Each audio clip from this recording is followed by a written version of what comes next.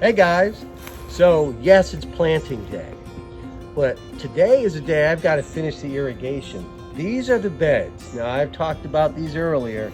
They're in their completed phase. And what I'm doing today is finalizing and putting in the irrigation system. So it's going to be on an automatic system, so we don't have to be concerned about are they getting water or dragging hoses down here. It's a really simple system. I get this stuff at my local home hardware store. Lowe's is where I get it from. I hook it to a hose. I'll show you the timer that I put it on that goes from a main source. But these are the last two beds. I've still got a lot of cleanup I got to do. There's a set of stairs I got to build. There is a platform that's got to be built. But Beth gave me a deadline. She said May 8th. I changed my mind. April 28th. And she said I'm planting on April 28th. So the last couple of weeks I've been pretty busy, as you can see, excavating and getting all this together. But finally done. I think it probably took 5 bags of pine bark mulch.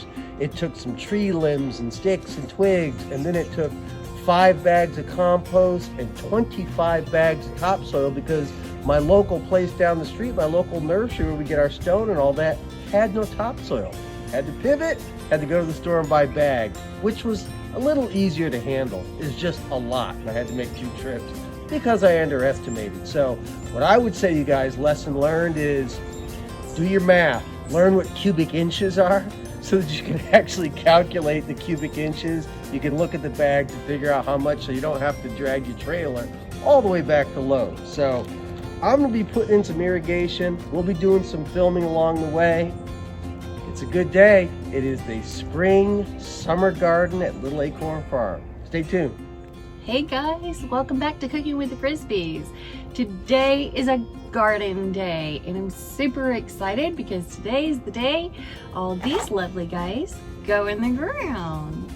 So we've got all kinds of stuff. Gosh, I already have to start pruning my little tomato. Look how tall those have gotten just in the last week. They're really just loving themselves.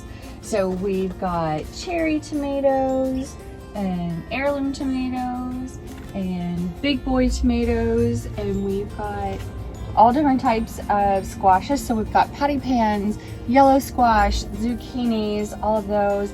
We've got watermelons, more tomatoes, but these are all the peppers. So we got poblanos and shishitos and jalapenos and more tomatoes, more cherries. So all of these are not going to go in the ground. We have more little guys down here. They're not all going in the ground, right? We wanted to see who was happiest and healthiest. And we're going to start with those guys and we'll put them in the ground. And then we have some backups if somebody doesn't do really well. But the great part about it is that we have our drip irrigation. So once they're in the ground, they're a lot less hands-on per se as far as watering goes. I'll feed them a couple of times every couple of weeks with what we typically feed them with. I have some flowers here that I'm going to plant and help our pollinators come around. And yeah, I'm super excited about today, but I have a lot of work to do, so I'll get back with you next time. Okay, so these are going to be my watermelons here. This guy isn't as happy as maybe some of these other guys, but I'm gonna put them in the ground anyways. And I'm just like when I had moved into these pots, I had added some of our fertilizer and some blood meal. This bed has already been prepped. You can still see some of it with some fertilizer and blood meal, but I'm gonna go ahead and actually, in the hole that I'm digging for it, I'm actually gonna put it in the hole as well, so it's just got lots to go with it. So this is probably not the best one to use as an example because it's just not that healthy.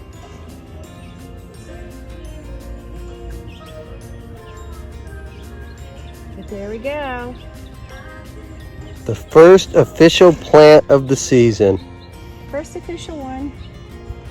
And then you can see they get progressively healthier as you go down the line. So hopefully they'll all take, but if they don't, the idea is that you have a couple of good, good healthy ones. that you'll be able to harvest from. So that is what I'm doing, and just sprinkle a little bit in there. What she's using here is EB Stone Organic Sure Start. This is what we use, and we've had pretty good luck with it.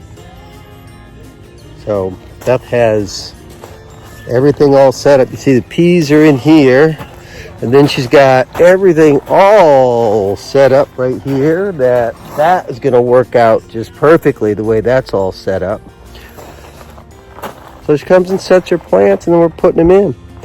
And I've got irrigation going on up here. I'm doing the final hookup, then I've got to program it, and I've got to test it. So it's happening. Hey guys, still planting. We got a lot planted yesterday. I'm gonna finish up these 2 beds today. This is all tomatoes here. Some of them didn't do so great.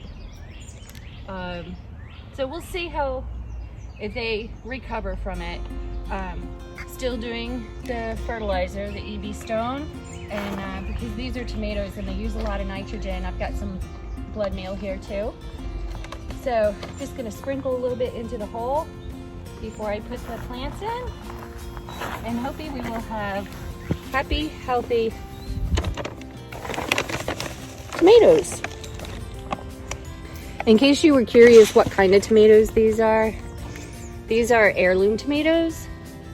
These are big boy tomatoes, and then those are going to be cherry tomatoes. And once we get all these guys in, we are going to put up cattle paneling so that they can grow vertically and we can support them, because you can see some of them are already falling over. So, And luckily we had neighbors that were moving, and they had all these T-posts that they were giving away a couple of weeks ago. So that saves, and just like we always talk about, we save where we can.